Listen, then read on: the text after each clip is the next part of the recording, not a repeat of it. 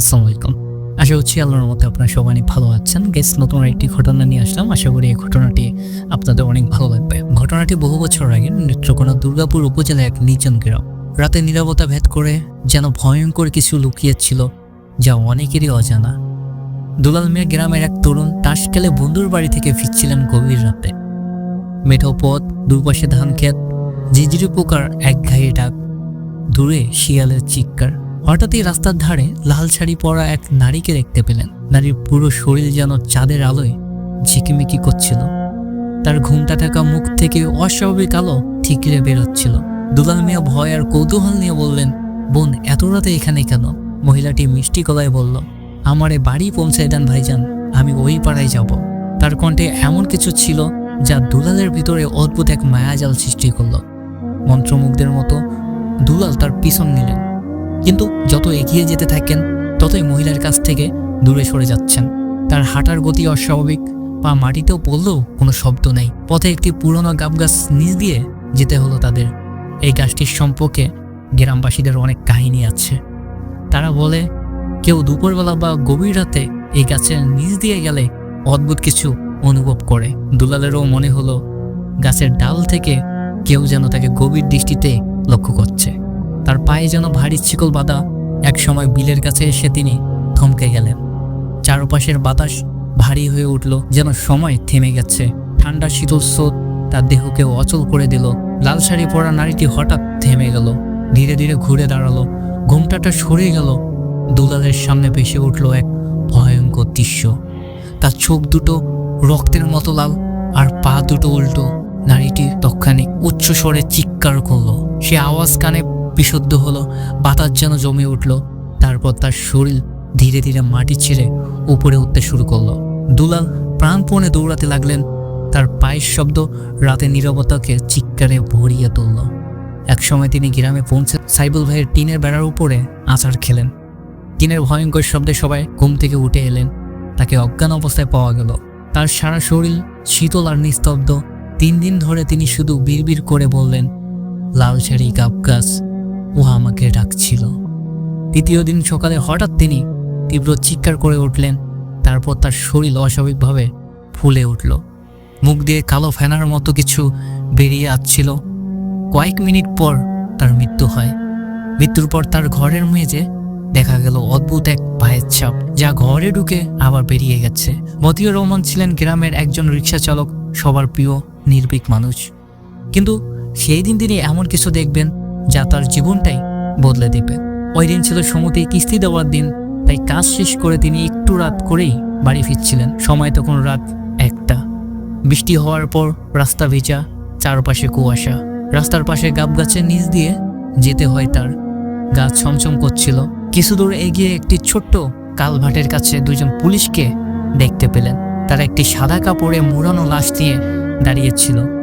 এই লাশটা সামনের গ্রামে নিয়ে যাওয়ার ব্যবস্থা করো, বেশি টাকা দিব, বলল এক পুলিশ।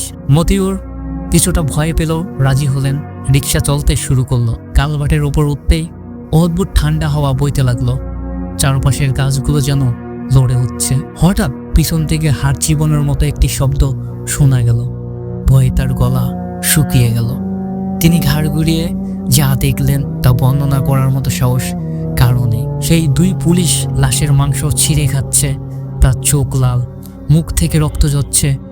লাশটি তখন আর নিথর নয়, সেটি অদ্ভুতভাবে হাত পা লাগতে শুরু করেছে। মতিউর লাফ দিয়ে রিক্সা থেকে নেমে প্রাণপণে দৌড়ালেন, কিন্তু কালভার্ট পার হতেই তার পায়ে পেছিয়ে গেল লতা পাতা, যেন কালো জঙ্গল তাকে আটকে রাখতে চাইছে।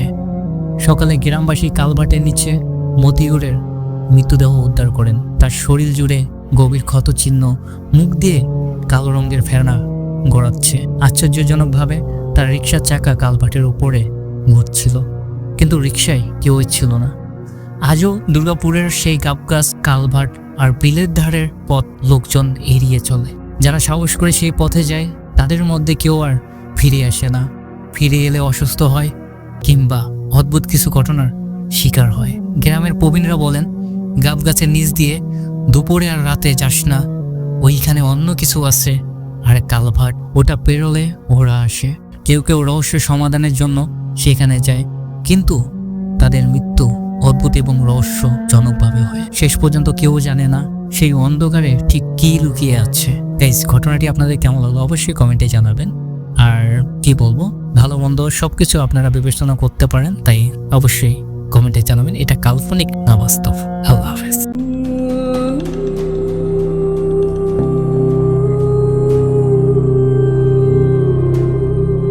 হ্যালো এভরিওয়ান, আসসালামু আলাইকুম। আশা করছি আল্লাহর মতে আপনারা সবাই অনেক ভালো আছেন। গাইস, নতুন আরেকটি ঘটনা নিয়ে হাজির হলাম। আজকের ঘটনাটি আপনাদের ভালো লাগবে আশা করি। তো ঘটনার শেষ অবধি সবাই পাশে থাকবেন, আর সম্পূর্ণ ঘটনাটি জুড়ে আমি আছি নীরব বসে আপনাদের সাথে। তো ঘটনায় যাওয়া যায়। ব্রাহ্মণপুত্র নদীর সেই নির্জন খোলা পানির অংশটি যেন ভয় আর অভিশাপে এক জীবন্ত প্রতিচ্ছবি। শতাব্দীর পর শতাব্দী ধরে এই স্থানের চারপাশে এক অদ্ভুত অপদেবতা ভয় ছড়িয়ে রয়েছে। ময়মনসিংহের গ্রামগুলোতে একটাই সাবধানবাণী প্রচলিত, সন্ধ্যার পর সেই নদীর অংশে ভুলেও পা দিও না, কারণ সেখানে বাস করে এক ভয়ঙ্কর শক্তি যার পরিচিত হলো ইল মাছ। এটি কোনো সাধারণ মাছ নয়, এটি এক প্রাচীন জিনের অবতার, যার অভিশাপ থেকে কে কখনো পালাতে পারেনি। কথায় আছে, কয়েক শতাব্দী আগে এই নদীর তীরে এক ধনী সাম্রাজ্য পরিবার বাস করত। সেই পরিবারের কর্তা ছিলেন এক নিষ্ঠুর জমিদার, যিনি তার প্রজাদের উপর অত্যাচার চালাতেন আর অমানবিক শাসনের কারণে এক দরিদ্র মৎস্যজীবী পরিবার এবং তার সন্তান সহ মৃত্যুর কোলে ঢলে পড়ে। মৃত্যুর আগে সেই মৎস্যজীবী অভিশাপ দিয়ে বলে গিয়েছিলেন, এই নদী আর এর মাছ তোমাদের শান্তি দিবে না, একদিন এই নদী তোমাদের মতো নিষ্ঠুরদের গিলে নেবে। এরপর নদী সেই অংশে শুরু হয় একের পর এক ভয়ঙ্কর ঘটনা। প্রথমে জমিদারের পরিবার, তারপরে গ্রামে আরও কিছু লোক সেখানে মাছ ধরতে গিয়ে নিখোঁজ হয়। অনেকে বিশেষ করে সেই মৎস্যজীবীর আত্মা এক দানবীয় মাছে রূপ নিয়েছে। যতবার বর্ষার সময় নদীর পানি ফুলে ওঠে, ততবার এই মাছ উপস্থিত টের পাওয়া যায়। যারা গভীর রাতে সেখানে মাছ ধরতে যায় তারা বলে যে ঘোলা পানির মধ্যে থেকে জল জলে লাল চোখ দুটি জ্বলে ওঠে। প্রথমবার দেখতে সাধারণ মাছ মনে হলেও কাছে গেলে বুঝতে পারে এটি মাছ নয়, এটি অলৌকিক জীব। জেলেরা বলে এই মাছের শরীরে একটি পুরনো ধাতব চিহ্ন আছে, যা দেখতে এক অদ্ভুত প্রতীক। গ্রামবাসীরা বিশ্বাস করে এটি সেই মৎস্য জিনের সিল, যা তাকে নদীর গভীরে আটকে রেখেছে। আব্দুল ছিল গ্রামের একজন সাহসী জেলে। সে বিশ্বাস করত এগুলো সব গল্প এবং নিছক কল্পনা। একদিন সে চাঁদের আলোহীন রাতে আব্দুল সিদ্ধান্ত নিল সে নদীর সেই অংশে গিয়ে মাছ ধরবে। গ্রামবাসীরা তাকে বারবার সতর্ক করেছিল, কিন্তু সে কারো কথায় কোনো কান দেয়নি। রাতের তীব্র নীরবতায় সে তার নৌকাটি ভাসিয়ে দেয়। জাল ফেলে অপেক্ষা করতে থাকে। হঠাৎ জালের ভিতর থেকে শোনা যায় একটি অদ্ভুত কণ্ঠস্বর, যা বাতাসের মতো কানে ফিসফিস করছিল, তুই এখানে কেন আসছিস? আব্দুল ভেবে নেয় এটি তার কল্পনা, কিন্তু কিছুক্ষণ পরেই তার জাল ভারী হয়ে যায়। জাল টেনে তোলার সময় দেখে সে জালে আটকে আছে এক বিশাল আকারের একটি মাছ। মাছটির গায়ে অদ্ভুত সোনালি আলো ঝলমল করছিল, আর তার চোখ দুটো আগুনের মতো লাল আলো বেরোচ্ছিল। মাছটি নিয়ে বাড়ি ফেরার সময় আব্দুলের পরিবার একের পর এক অস্বাভাবিক ঘটনা করতে থাকে। প্রথম রাতে আব্দুলের স্ত্রী দেখে ঘরের মধ্যে কালো ধোঁয়ার মতো কিছু ঘুরে বেড়াচ্ছে।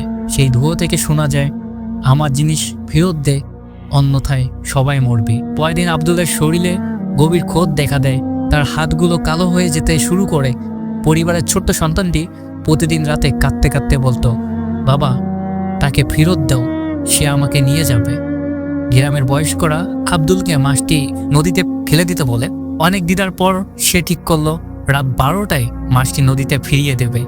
নির্ধারিত সময়ে আব্দুল যখন মাছটি নিয়ে নদীর গভীরে যায়, তখন সে নদীর পানিতে অস্বাভাবিক তোলপাড় শুরু করে। মনে হচ্ছিল পানির গভীর থেকে অসংখ্য হাত তাকে টেনে নিয়ে যাচ্ছে। ঠিক তখনই জলের মধ্যে থেকে একটি কালো মূর্তি ভেসে ওঠে। মূর্তিটি আব্দুলের দিকে এগিয়ে এসে বলে, আমার অভিশাপ থেকে কেউ কখনো পালাতে পারেনি, আর তুই এখন আমার শিকার। সেই রাতে আব্দুলের চিৎকার গ্রামে শোনা যায়। পরের দিন সকালে তার নৌকা ভেসে ওঠে, কিন্তু আব্দুলের কোনো সন্ধান পাওয়া যায়নি। আজ রাতও গভীর হলে সেই অংশের অদ্ভুত আওয়াজ শোনা যায়। নদীর পানি থেকে লাল আলো দেখা যায়, যা ক্রমাগত জ্বলে ওঠে আর নিভে যায়। কেউ কেউ বলে তারা মাছের মতো দেখতে একটি কালো ছায়া জলের ভিতরে ঘোরাফেরা করতে দেখেছে। গ্রামের জেলেরা এখনো সেই স্থান থেকে দূরে থাকে। তারা বিশ্বাস করে যেই এই জায়গায় যাবে সে আর কখনো ফিরবে না। ইলমাস শুধু একটি মাছ নয়, এটি একটি প্রাচীন অভিশাপের প্রতীক। সেই স্থানে যাওয়ার সাহস যাদের আছে তারা হয়তো অজান্তেই নিজেদের শেষকৃত্যটা দিয়ে ফেলে, কারণ ইলমাস এখনও অপেক্ষা করছে তার পরবর্তী শিকারীর জন্য। গাইস, ঘটনাটি আপনাদের কেমন লাগলো অবশ্যই কমেন্টে জানাবেন। আর দেখা হচ্ছে সুন্দর একটি নতুন ঘটনাতে। আল্লাহ হাফেজ।